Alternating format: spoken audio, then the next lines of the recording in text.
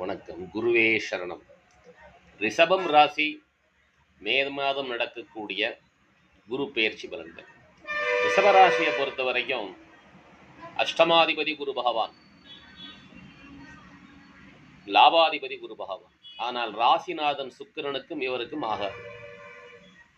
அது பொதுவான ஒரு விஷயம்.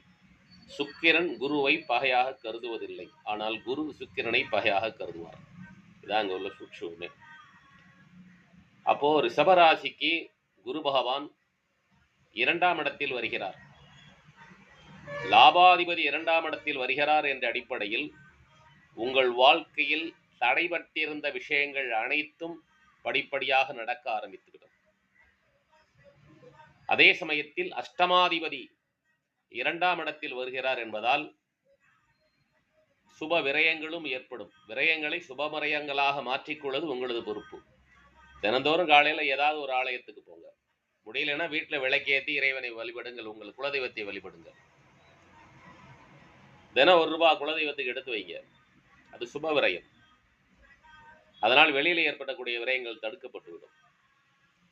2ஆம் இடத்திற்கு வரக்கூடிய குரு பகவான் அங்கிருந்து 7வது பார்வையாக ராசிக்கு 8ஆம் இடத்தில் பார்க்கிறார். அப்ப சுப விரயம், திருமணங்கள், வீடு வாங்குறது, இடம் வாங்குறது, இந்த மாதிரி சுப விரயங்கள் ஏற்படும்.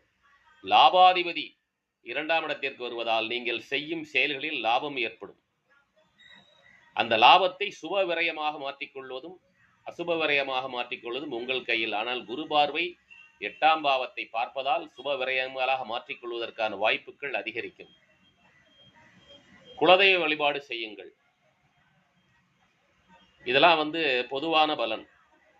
உங்களுடைய அடிப்படை ஜாதகப்படி என்ன திசை நடக்கிறது, என்ன புத்தி நடக்கிறது, என்ன அந்தரம் நடக்கிறது என்று பாருங்கள்.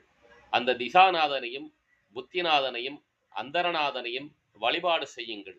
அதற்குரிய கோயிலுக்கு செல்லுங்கள். குலதெய்வத்தை மறக்காதீர்கள். பெரியோர்களுக்கு மரியாதை கொடுங்கள். வியாழக்கிழமை தோறும் அருகிலுள்ள தட்சிணாமூர்த்தி ஆலயத்திற்கு சென்று தட்சிணாமூர்த்தியை வழிபாடு செய்யுங்கள். ஜீவசமாதிகளுக்கு சென்று வாருங்கள். குரு பகவான் உங்களுக்கு நல்லதே செய்வார். மேலும் உங்கள் ஜாதகத்தை பற்றி தெளிவான விளக்கங்கள் வேண்டுமாயின் நீங்கள் என்னை தொடர்பு கொள்ளலாம்.